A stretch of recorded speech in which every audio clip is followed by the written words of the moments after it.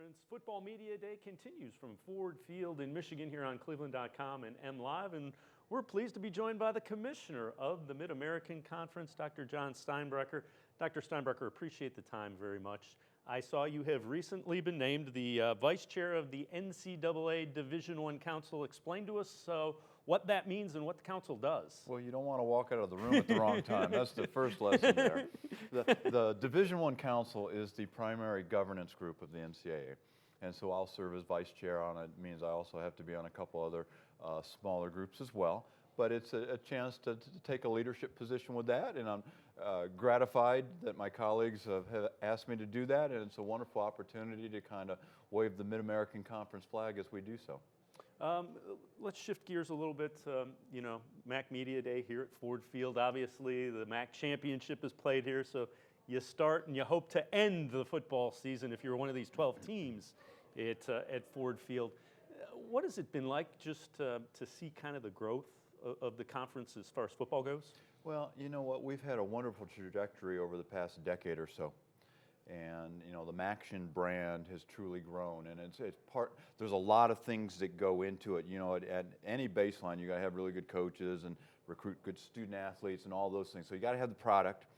And then we've had the delivery tool to our fan base, which is our national TV partners, ESPN, CBS Sports Network. So we've been able to provide that. And then our November midweek windows gives us that unique opportunity to really have the spotlight shown on us.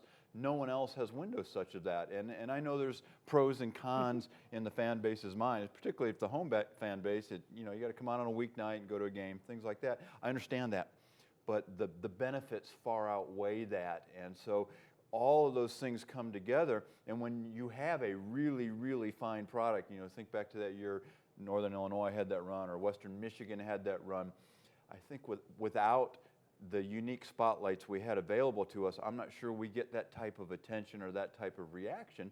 And it's assisted our coaches in being able to go virtually anywhere in the country. And kids know about their programs. They know who we are. Their moms and dads know we can watch you on TV if you go there. Let's talk a little bit about the balance, too. Over the last 7 years, each and every MAC program has been in a bowl game. That has to make you smile as a commissioner. Well, it's incredible depth of the league, and that's good to see. And what it also points to is there's rarely a bunch of teams that run away and they're year in, year out. It's these two teams and everybody else. Every year it's a dogfight up and down the standings line. And that's kind of a good news, bad news, because you're always beating each other up. We've not had the case like they had for so many years out west with Boise State, just kind of ran away and hid from everybody while everybody's kind of caught up with them out there. In our league, no one's ever really jumped and run away. Northern Illinois had that tremendous run of, I think, being in 6 or 7 straight championship games. I think they won 3 of them that period. But we've not had that one dominant team, and that's okay. It's just incredible competition year in, year out. I believe the last 3 years there's been 6 different programs in the MAC championship game. How about that? Yeah, that's pretty nice. The bowl picture continues to expand, and the MAC is part of that. That's something you speak to as far as the visibility of the football. We've grown from, wasn't too many years ago, we had 3 primary bowl opportunities. We're currently ending a 6-year cycle where we have 5 primary bowl opportunities. We'll start a year from now, we'll grow to 6 primary bowl opportunities. We're picking up a bowl game in Tucson, Arizona, the Nova Home Loans Arizona Bowl. We're coming back to Detroit. We'll be back in the Quick Lanes Bowl against the Big Ten, which is exciting to be in really the only game in our geographic footprint.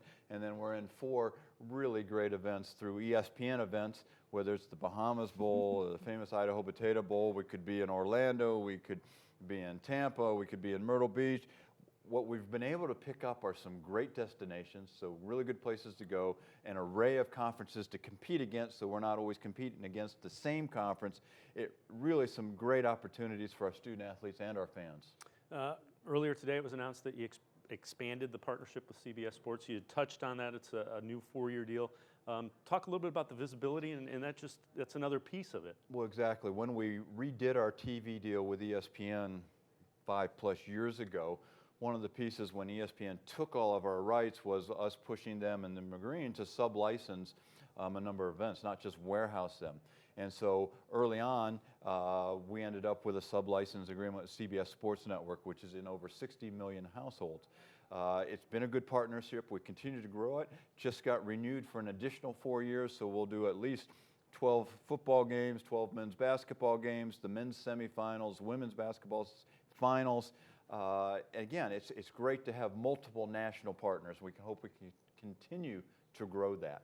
Another piece of this is last year you started a tradition that I love as far as when you beat a Power 5 conference, you get to fly the flag, and there were some interesting shots where you got involved in that and just having fun. How important is that? Well, I hope it goes to our tradition and just some of the unique things we do. And when I visited with our student athletes who are here, we hosted a dinner for them in the Detroit Lions locker room last night after the youth clinic. And we talked about how important it is that we have success in the non-conference part of our season and in the bowl games. And one of the ways we celebrate that is by flying the flag. We beat a non-conference FBS opponent, we're going to fly the flag. And again, it's us against the world. And we're going to carry that chip on our shoulder, and then we're going to celebrate it when we have that success. This is you and I had talked before, this perfect venue, especially to host the championship football game.